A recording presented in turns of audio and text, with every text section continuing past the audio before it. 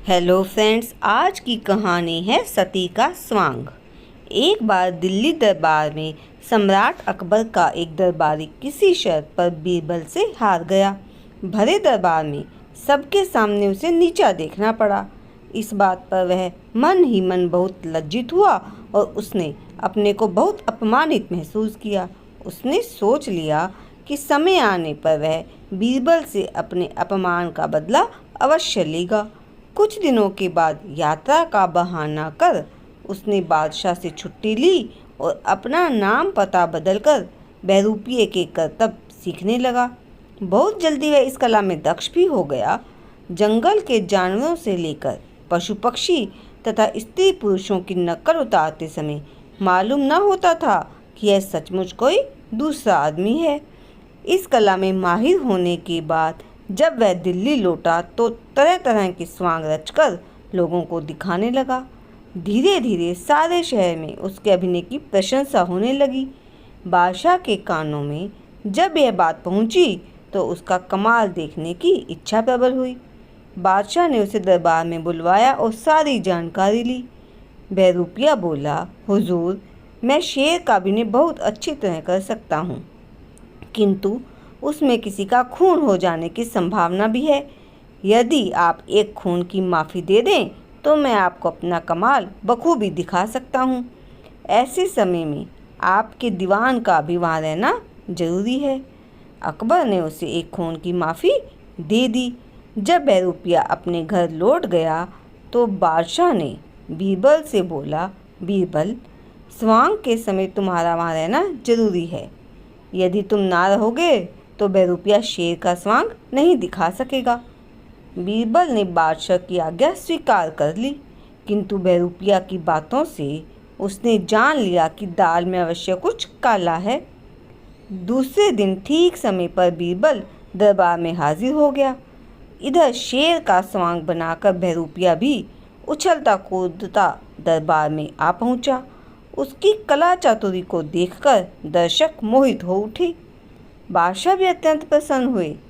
इतने में वह बनावटी शेर उछलकर बीरबल के ऊपर आ झपटा। लोगों को लगा कि जैसे वह बीरबल को मार डालेगा।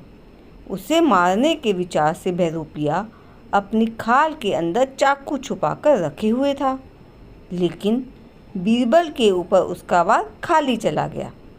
बीरबल को यह बात पहले से ही मालूम थी कि उसके साथ अवश्य किसी तरह का षड्यंत्र किया जा रहा है। अतः वह कुर्ते के भीतर मजबूत कवच पहनकर गया था, जिसके कारण बहरूपिये का अस्त्र उसके शरीर पर असर ना कर सका। बादशाह ने जब देखा कि बीरबल को किसी तरह का नुकसान नहीं पहुंचा, वह शेर के झपट्टे से बच निकला है, तो वह बहुत प्रसन्न हुए। बात को छिपाने के अभिप्राय से बीरबल ने भी बहरूपिये की बहुत प्रशंसा की।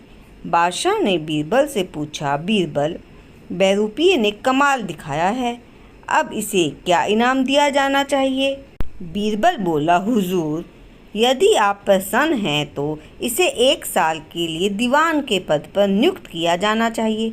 इससे अच्छा और क्या हो सकता है? यह सुनकर बहरूपिये का रोम रोम खुशी से नाच उठा। बादशाह ने बीरबल की बात मान ली, किंतु बीरबल ने एक शर्त रखी, यदि बहरूपिया सती का स्वांग करके दिखाए तभी उसे दीवान बनाया जाना चाहिए। बादशाह ने बहरूपिये को आदेश दिया कि बीरबल की इच्छा के अनुसार तुम्हें सती का स्वांग अवश्य दिखाना चाहिए, और यदि तुम उसमें चूक गए तो दीवान बनाने की जगह तुम्हें प्राणदंड दिया जाएगा। बहरूपिये को राजा की आज्ञा माननी पड़ी। दूसरे दिन सती का रूप धारण कर वह दरबार में हाजिर हुआ। बीरबल ने उसकी दवा दारू का इंतज़ाम पहले से ही कर रखा था। पत्थर के कोयले का एक बड़ा कुंड पहले से ही धधक रहा था। देखते ही बहरूपिये के होश ठिकाने आ गए। उसने समझ लिया कि बीरबल ने बदला लेने के लिए यह खुराफात खड़ी की है, और अब इससे बचकर निकलना मुश्किल ही नहीं, असंभव भी है। बिना अग्नि प्रवेश के यह स्वांग नहीं दिखाया जा सकता। जहाँ कुंड में गिरा नहीं, वहीं प्राणों के निकलते देर न लगेगी। यह देखकर उसका मन डामाडोल हो गया। मन में आया बादशाह से सारा भेद प्रकट कर दे, लेकिन बादशाह फिर भी उसे क्षमा न करेगा। सोचकर वह ना चाहते हुए भी कुंड की ओर बढ़ा और अग्नि में प्रवेश करते ही उसका शरीर आग से झुलस गया। जब बीरबल ने बहरूपिये की यह दुर्दशा देखी तो उनका कोमल हृदय पिघल गया। उन्होंने फौरन सेवकों को आज्ञा देकर उसे कुंड से बाहर निकलवाया और उपचार के लिए भिजवाया। यह देखकर दरबार में चारों ओर बीरबल की जय जयकार होने लगी। बीरबल की इस उदारता से बहरूपिये के मन में भी बीरबल के प्रति श्रद्धा भाव उत्पन्न हो गई।